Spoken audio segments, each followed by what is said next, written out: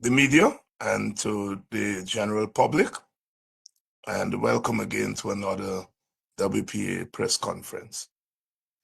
WPA condemns in the strongest terms the recent instances of political violence by members and supporters of the PPP. This development was predictable given the aggressive rhetoric and actions of the PPP over the last 5 years. Led by its General Secretary, the PPP's leadership has left no doubt about its violent intent in pursuit of an agenda of total domination of the state and society. In many regards, it has taken advantage of a political opposition and civil society, which by the lack of resistance of all but legitimize the government's disrespect for the rule of law and its rapid descent into autocracy. In what is nothing short of hypocrisy, the PPP, which has assumed the right to engage in open vote buying in the support base of the opposition, has now declared war on those attempting to woo members and supporters from its traditional base. WPA had noted the deafening silence in some quarters when our party dared to raise the alarm of vote buying under the guise of seeking crossover votes. In fact, members of our leadership were attacked by the government and PPP leaders in the vilest manner and even threatened with political banishment. We were wrongly accused of seeking to deny African Guyanese the right to belong to the PPP and or to vote for that party, and behaving as if we owned the members of that ethnic group. The chickens have now come home to roost.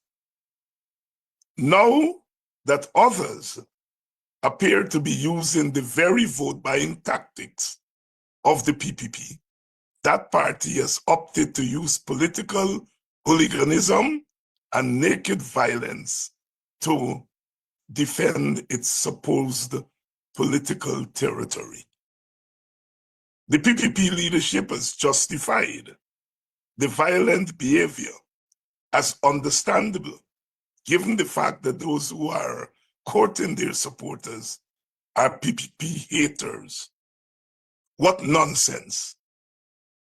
WPA asks the following questions. Does the PPP own Indian Guyanese? Do Indian Guyanese have the right to support political forces other than the PPP? If it is okay for the PPP to bribe African Guyanese in exchange for their votes, why is it not okay for others to similarly bribe Indian Guyanese for their votes? If the PPP has brought progress and development to Guyana, as it claims, why are members of their support base turning against them? Is violence the PPP's preferred method of political engagement? The truth of the matter is that the PPP has been encouraging overt violence among its supporters since 2020.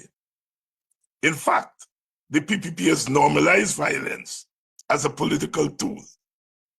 The PPP leader often boasts that the PPP is not the old party, that it will do what it takes to defend itself against PPP haters.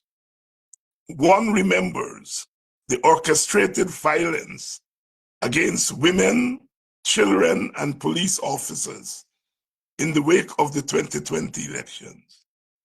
We have seen the repeated use of the coercive arms of the state to inflict violence on ordinary citizens perceived to be non-supporters of the ruling party.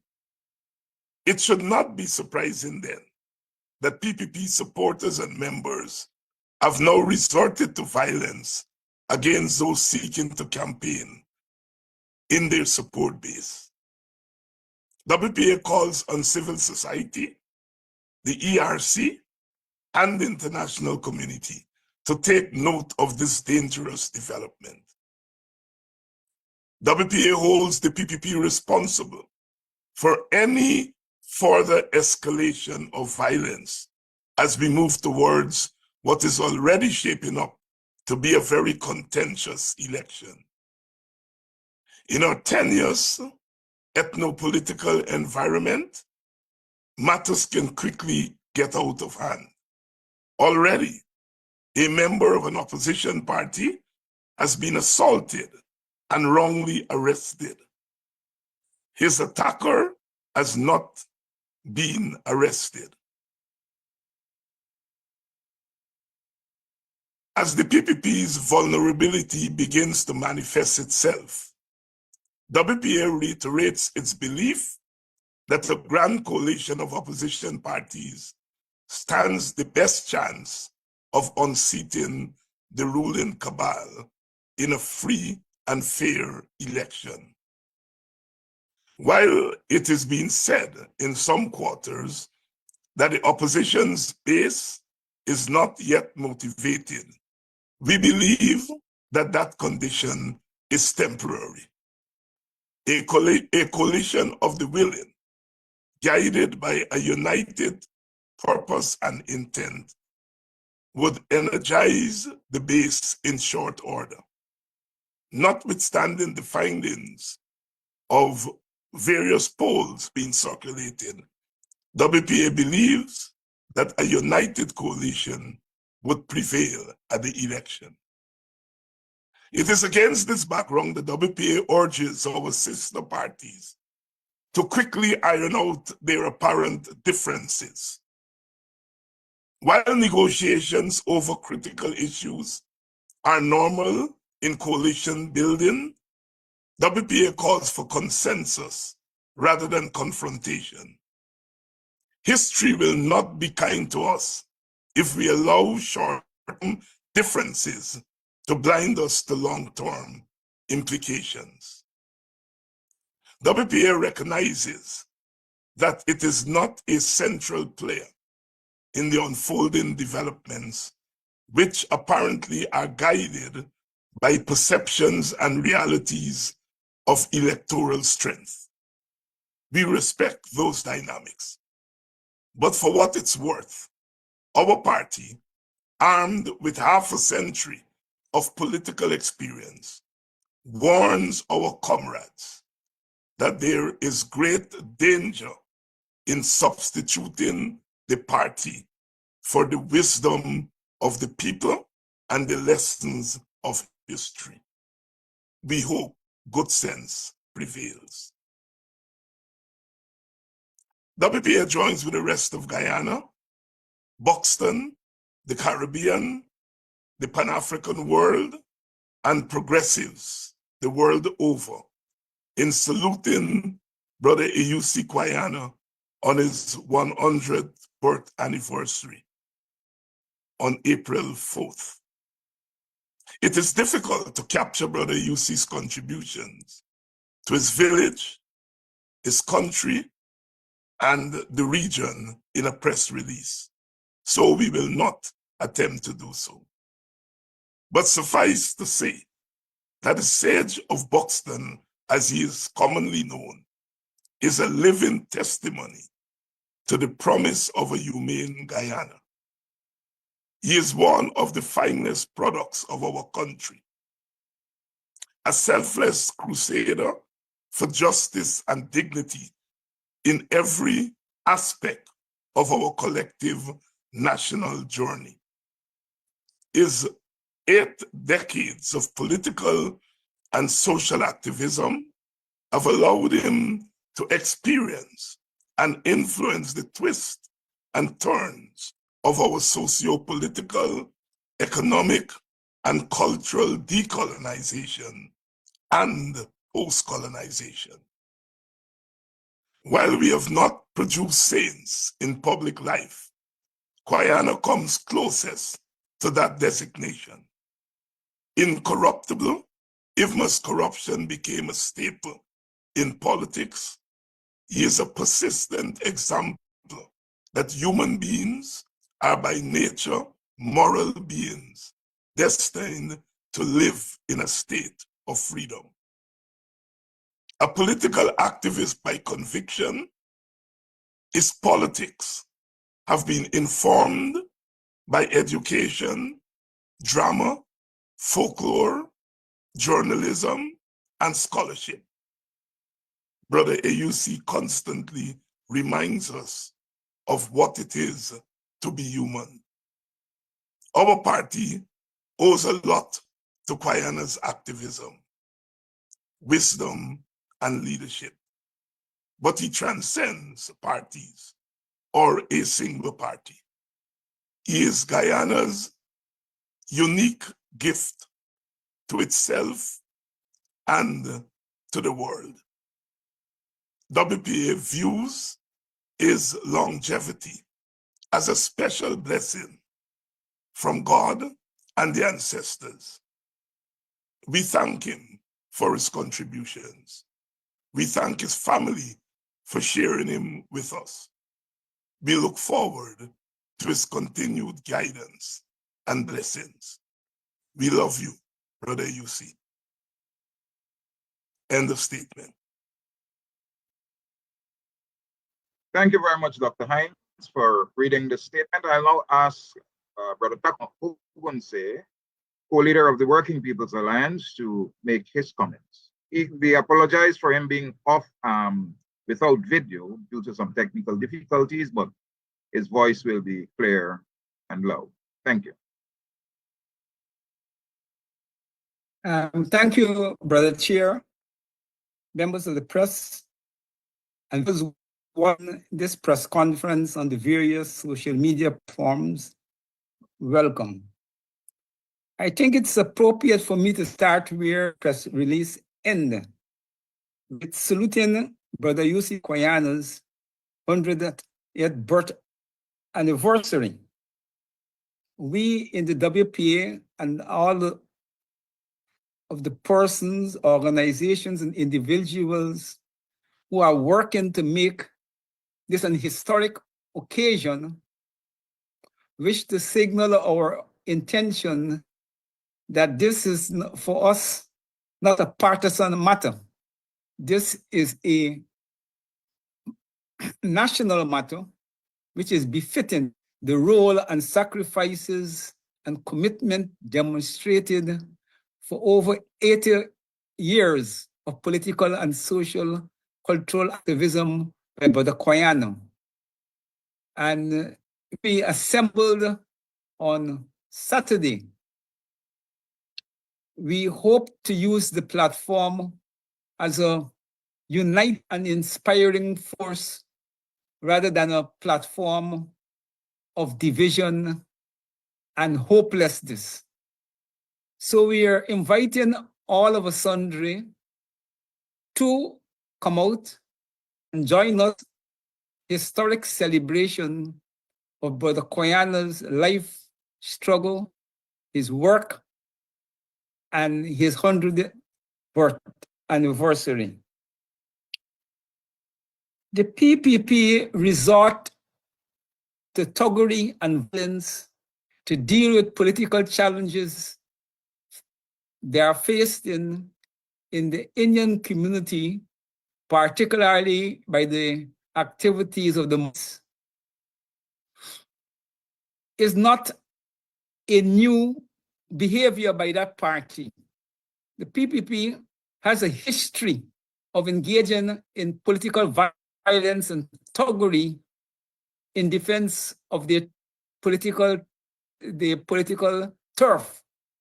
They have always cultivated the view Indian community is private political property of PP, and anytime they are faced with significant challenge, they have no other resort but to bullyism, thuggery, and in the extreme case, open violence. So it is not surprising that now that they have sense that they're facing a unprecedented challenge that could have consequence for the election fortunes, they are making it very to the Mohammeds and to opponents, particularly those in the Indian community moment, that the PPP will resort to what the PPP knows best, and the PPP will bring out of its arsenal every tool at its disposal to crush opposition in the Indian community. It is our duty, therefore, as patriots and as persons committed to political freedom and the advancement of democracy in the country, we have to rally behind all the forces, whether it's Mohammed's or other forces that emerge in this campaign, this election season, in opposition to the PPP. We have to rally behind them and to press the government on its behavior. Because once they're able to crush resistance in their own community, then they will feel emboldened to crush resistance out of the community.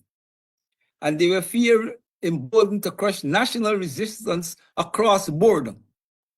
So this is not simply a partisan, narrow partisan matter. The matter of trying to contain the use of violence by the PPP and thuggery in the Indian community, dealing at present with the Mohammeds, is an issue that is wider than the Mohammeds and wider than the narrow political engagement, because it has consequences for the body politic in the country going forward. On the question of coalition politics, there is a growing concern among opposition supporters that the two major forces that are at present important to an electoral coalition, the PNC/APMU, AFC, are taking too long to deliver a coalition support base. And people are becoming extremely concerned. I mean, while we as political people may have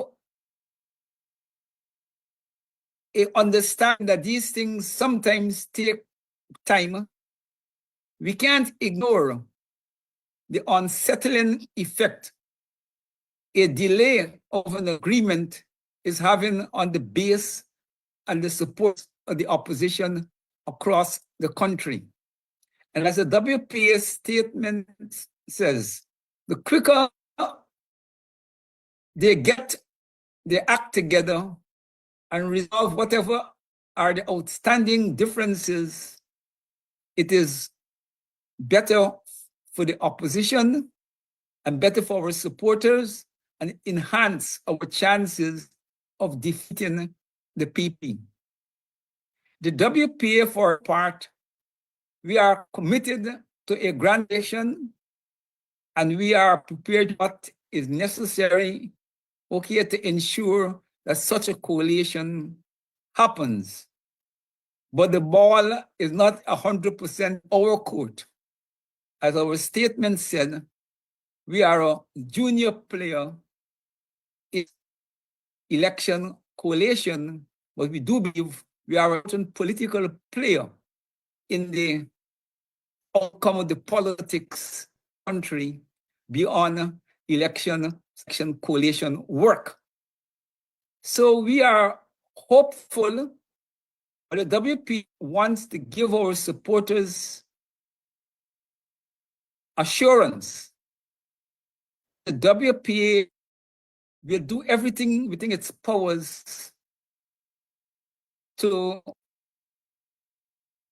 delivering a grand coalition to the country And if not a grand coalition, whatever close to that, we could muster collectively, we are committed to that.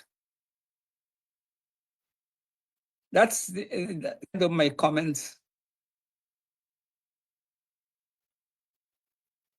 Okay, thank you, Brother Takuma, for your comments. I now open the conference to questions from the media. Svetlana Marshall from News Source, to Dr. Hines and anyone else on the panel. The issue of coalition, the parties and PNC and the or slash APNU and the AFC met today, but based on reports, it seems as though the ratio, the shares among the two sides remain an outstanding issue. This was a similar issue that transpired in the lead up to the 2020 election, where there are major differences on who should get what. Do you think that the parties at this stage will be able to overcome that challenge? And do you think what is being asked for, say, for example, by the AFC, 40 to 60, do you think that's a fair ask? Well, let me start by addressing the first question to say that we are optimistic that they will iron out their differences. They did so in 2015 and 2020. And if history is a teacher, then we must assume that they will do so this time around. As regards the ratio, we are not privy as to the rationale for the AFC's proposal for a 60-40 division of the various offices. We know that at the last election, they settled for a 70-30 ratio, and that was based on the perceived electoral strength of the two sides. At the 2011 elections, the last time the AFC contested on its own, they won, I think, 7 seats with 10% of the vote. And so therefore that is the last guide of their national electoral strength at a national election. They did contest the 2018 local government election, and I don't think they got as much as 10% of the votes.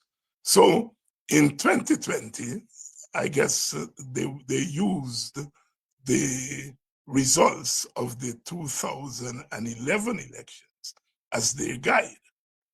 I am not sure, we are not sure because we are not in the room and we have not been briefed as to the rationale behind the 60-40. If 70-30 was agreed on in 2020, then something must have changed to increase the 30 to 40 for the AFC and to decrease the 70 to 60 for the APNU/PNC. We are not aware of the rationale as we have said.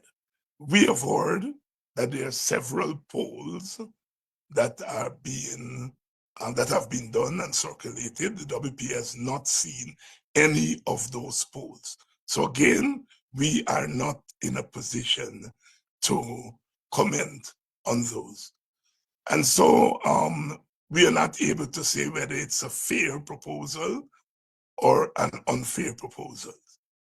But we do urge that while the division of office is very important, that should not be the sole matter that is holding back the working out finally of the coalition. We do urge our sister parties, our sister leaders, to be conscious that on these matters, the party or the parties are not acting alone. They're acting on behalf of people who are depending on them to show mature leadership, depending on us to show mature leadership. And we therefore ask them that sometimes a party has to sacrifice some seats here and there in order to achieve the final outcome, the desired outcome. But again, we are not at the table. And one has to take into consideration, the last thing I want to say is that as far as the APNU side is concerned, it must be taken into consideration that the APNU side includes the PNC, other parties within the APNU, and for now, the WPA that is outside of the APNU. And so therefore, you're talking about one party being given 40% of the spoils, while several other parties being given 60%. I think that's a consideration that the parties at the table must take into consideration when arriving at these formulas. I saw you touched on it a bit. I was going to ask, and maybe you could expand a bit on that same issue. In arriving at a division or the ratio in which seats are divided among the coalition, what are some of the key factors parties who are at the negotiating table, the you as a political scientist believe, should be considering? What should influence that ratio at the end of the day? We think that the first and foremost, it has to be political support. And we have this thing about big parties and small parties in Guyana. And, it has become a reality. And so we think that that has to be a fact. The parties perceived and real political support. That has to be taken into consideration. The second thing that has to be taken into consideration is the expertise that parties have within their ranks when you are thinking about the division of the spoils, because a party might be a quote unquote small party, but it may have disproportionately more expertise at its disposal to fill certain key positions. So that has to be taken into consideration. We also have to take, in the WPA, we would urge that when you are thinking about division of the spoils of office, you have to think about ethnic balance, because the opposition parties, for their part, are mostly grounded in the African Guyanese community. And so therefore, they have to be sensitive to the ethnic makeup of a potential government. And so that also has to be taken into consideration. You also have to take into consideration resources. You have to take into consideration the various parties' ability to bring financial resources to the table, because that is a very important factor in fighting an election. Financial resources. you also have to think about the various parties' ability to bring human resources, because you have to do campaigning, you have to have people on the ground, the party's abilities or disability when it comes to putting people on the ground. That is another factor that has to be taken into consideration. So in summary, one is talking here about electoral strength, which has to be past electoral strength. One is talking about ability in terms to bring resources, human resources, in terms of expertise, financial resources, capacity for fundraising, capacity to put people on the ground, the party's ability to bring ethnic resources that are not necessarily apparent in the support base. So it's a combination of factors, if WPA were at the table, that we would have put when arriving at the division of office. Thank you, Dr. Hines, for your response. Any other question? Does that satisfy you, Ms. Marshall? Yeah, thank you so much. Okay. Any other question from any source? Ms. Paris?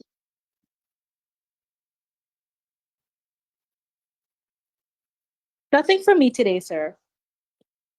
Okay, thank you.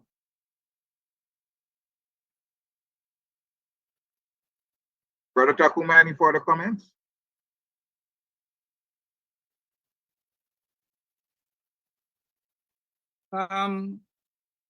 Only to say that I'm hopeful that at the end of the day, the opposition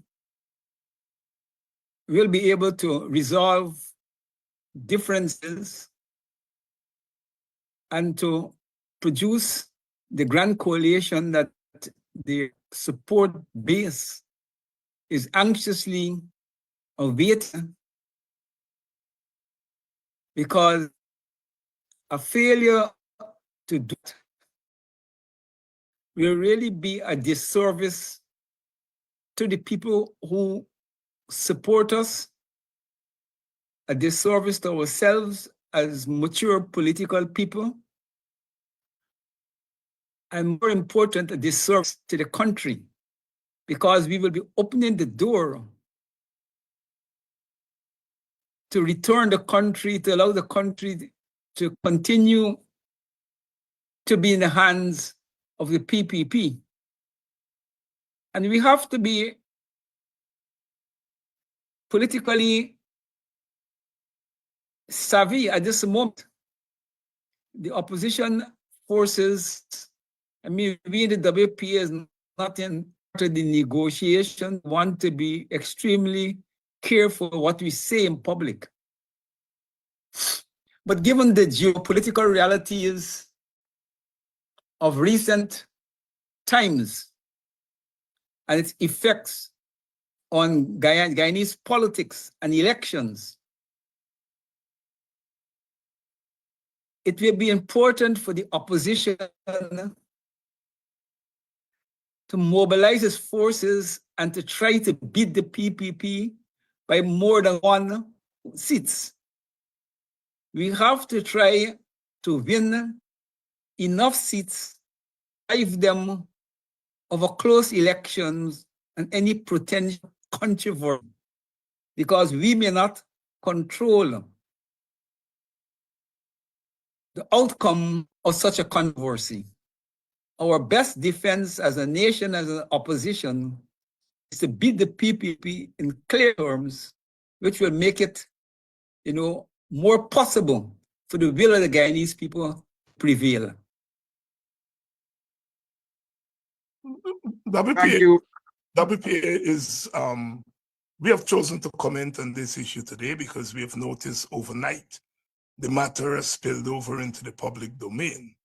The AFC, which according to reports in the media today, held its national conference yesterday, and according to the reports, the party has been mandated by its national executive, to pursue a certain course of action, and that is now in the public domain.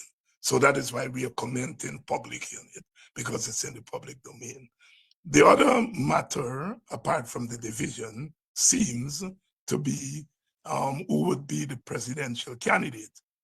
Both the AFC and the PPP, the PNC slash APNU, well, the PNC, have seemingly been very firm that their presidential candidates should be the presidential candidate for the coalition. Unfortunately, we can only have one presidential candidate. It seems as though Mr. Hughes, who I think on Friday had indicated that he was willing to step aside for a consensus candidate that is not from the PNC or from the AFC, that has been overridden by the national executive, which has reaffirmed that Mr. Hughes should be the presidential candidate. The PNC said at its after its conference last year that Mr. Norton should be the presidential candidate of any coalition, but had left the door open for Mr. Norton to endorse a quote-unquote consensus candidate from within the PNC or outside of the PNC. So there seems to be some wiggle room as far as the PNC is concerned. Judging from the reports we have seen in the media, we don't detect the same kind of wiggle room from the AFC side. Like I reminded Mr.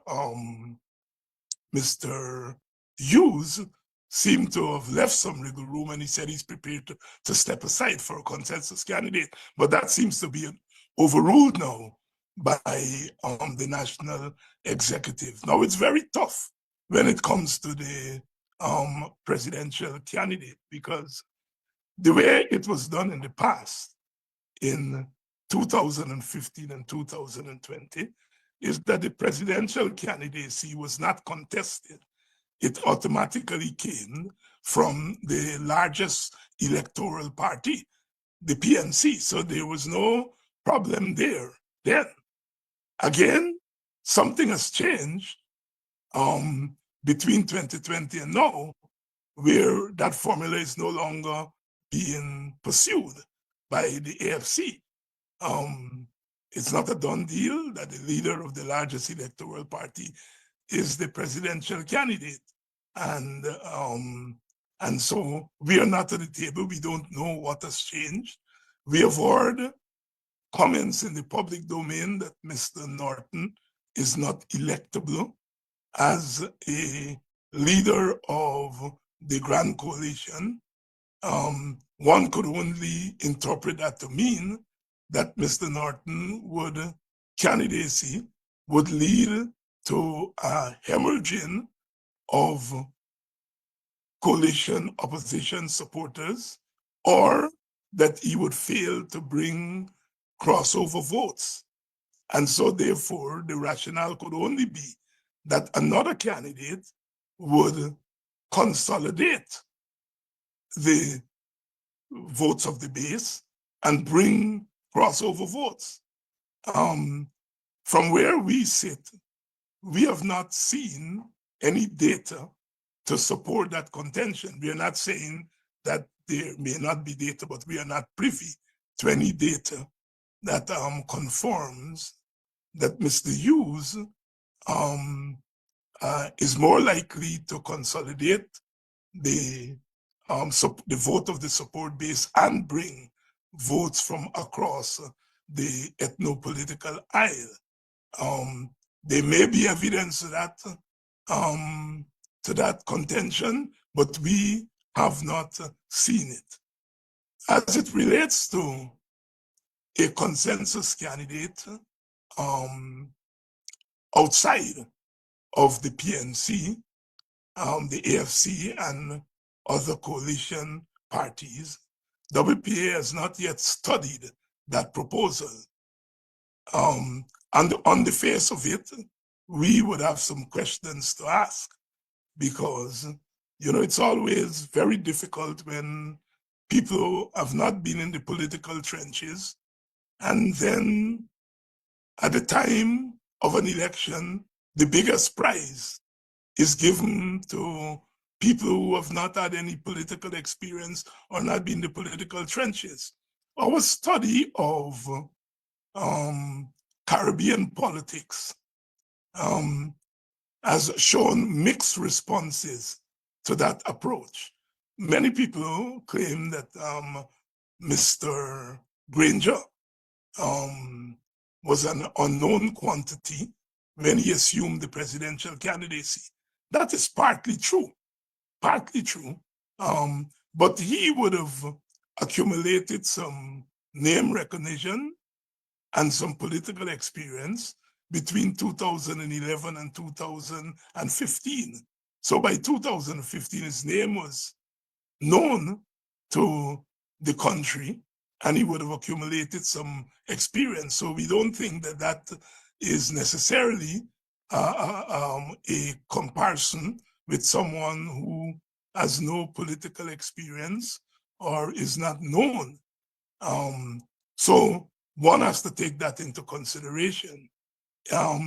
In Caribbean politics, we only saw that in the instance of St. Lucia many years ago, when Sir John Compton stepped down and Dr. Vaughan Lewis assumed the prime ministership and then went into the election as the party's prime minister and promptly lost. And a lot of analysts blame that on the fact was that while Dr. Lewis was well known in academia, he was not as well known in the political arena. And so coming in as a cold candidate, it didn't work. On the other hand, and the St. Lucia Labour Party had brought in Dr. Kenny Anthony, after years of exile from politics, to be its prime ministerial candidate, and Dr. Anthony won. The difference between Dr. Anthony and Dr. Lewis is that Dr. Anthony had been in cabinet before as education minister in the 1970s. He had been in politics in St. Lucia. And so he had some name recognition that may have worked in his favor. And that did not work in Dr. Vaughan Lewis's favor. So as we search the Caribbean to see whether that quote unquote new face, how it has fared, the result has been mixed, but more on the side of losing rather than winning. We are not saying that to say that a new face, because we are reading that polls are saying that they need new leadership. Well, new leadership could mean people who are already in the political arena, but who have never been leaders, the maximum leaders. But it could also mean people who have not been in the political arena. WPA doesn't know, because like I said, we haven't seen the polls. We don't know what they mean when they talk about new leaders.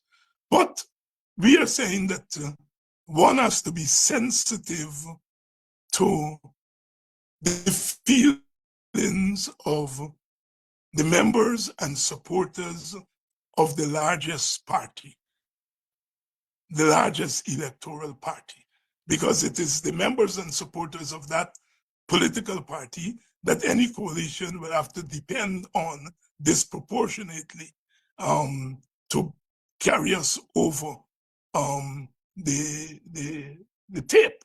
And we are saying that one has to be sensitive to that. So it is not an easy decision to make. Suffice to say that the WPA has said, and we are repeating today, that we are comfortable with either Mr. Norton or Mr. Hughes as the presidential candidate. We don't have a judgment that we are prepared to make public on the pros and cons of the two leaders. So, we publicly say we will support either of the two leaders.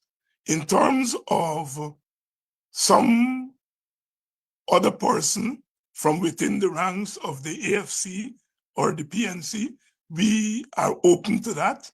We are open to that as regards somebody coming out of the cold without any experience, without any name recognition. The WPA will have to discuss that internally to give our judgment. So let me repeat. We are comfortable with either Mr. Norton or Mr. Hughes.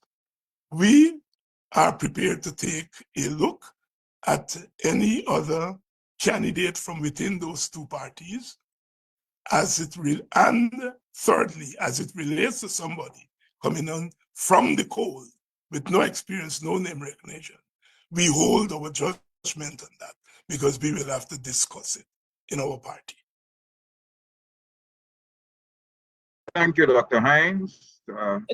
Svetlana, just if I could just ask one question based on what Dr. Hines would have said. You touched on the issue of the presidential candidate and the debate over that. There was also a component of the AFC statement that dealt with lead of the list. And if I got it correctly, it says that whoever the presidential candidate is, the lead of the list should come from, not from that party, another party. What's your take on that? The WPF feels that the lead of the list should not come from any of the contesting parties. We prefer the model that was used in 2015, when the leader of the list was Dr. Harold Lutchman, who did not officially belong to any of the contesting parties. We are more comfortable with that. And partly it's subjective, partly it's objective. Subjective in that we have been the victims of the leader of the list being a member of the coalition. Mr. Granger was the leader of the list at the 2020 election. And the fact that the WPA is not in parliament today has to do with his sole decision as leader of the list. As leader of the list, he took it upon himself to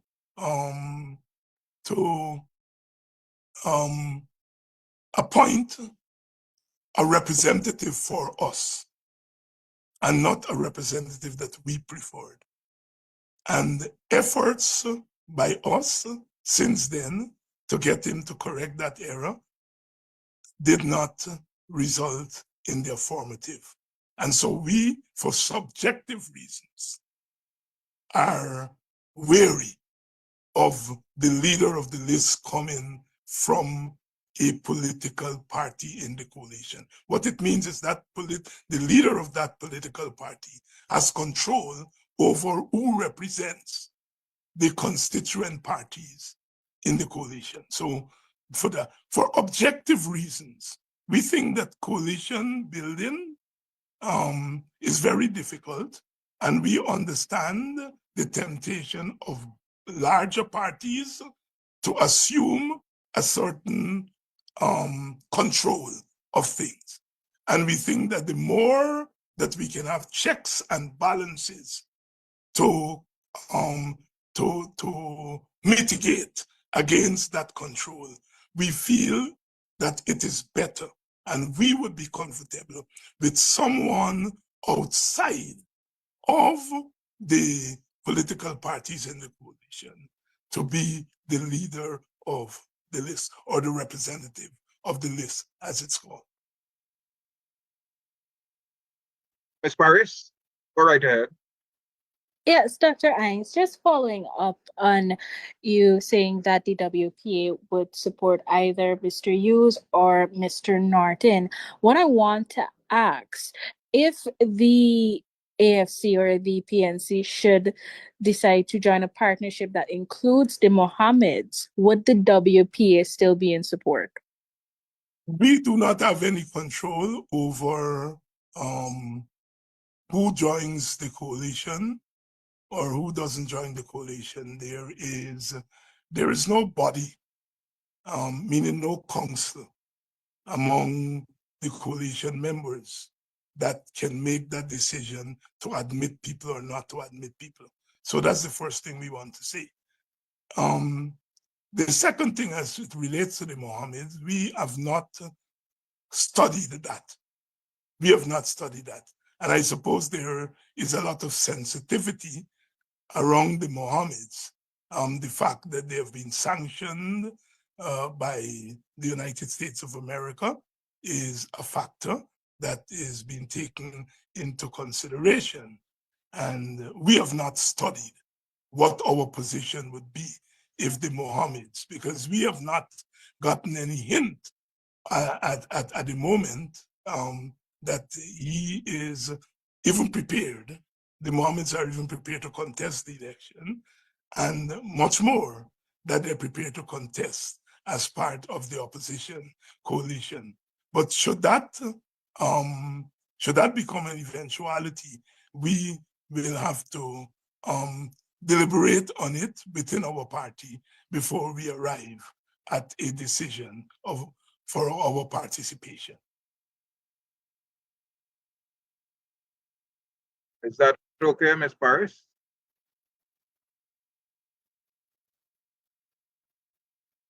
Okay, any other question? Let me hasten to say, Ms. Paris, and I'm glad that you changed your mind and you did have a question. Let me say, from our understanding of things, there is nothing that stops the Mohammeds from contesting elections in Guyana. They have not been sanctioned by the Guyanese government, and we don't know that economic sanctions disqualifies an individual or a group of individuals from contesting election. So we do not want to sit here and to pass judgment on the Mohammeds and to say that their entanglement with United States vis-a-vis certain alleged actions. We do not want to sit here and to pass judgment and say that they should not participate in Guyanese election. From our reading, they have every right to participate as any other individual or any other group in the society. So we just want to make that clear. But like I said, given the controversy arising out of the sanctions by the United States, we would want to discuss it, discuss the pros and cons within our party before we arrive at a decision of potentially participating in a coalition in which they are a member. Right. Thank you, Dr. Hines. Just, if the media, just yeah. for clarity, Dr. Ines, so is it that you're completely, disregarding the sanctions for the Mohammeds? Because you're saying you support them if they choose to contest the elections. Ms. Paris, I didn't say we support them. I'm saying that it is their right as Guyanese to participate in the elections. That is all we are saying. It is their right as Guyanese to participate in the elections. Whether we will participate in a coalition in which they are part, we will have to discuss that in the WPA. Let me repeat, so that you do not misquote us. We respect the right of the Mohammeds as Guyanese to participate in Guyanese election. We have not seen anything that lawfully prevents them from participating in Guyanese elections. We want to say that very clearly, right? As it relates to us participating in a grand coalition in which they are participating, our party has not discussed it, and we would have to discuss it and make a decision one way or the other. Is that clear? Ms. Paris, is that clear? Yes, Mr. Hines. Thank you very much. All right.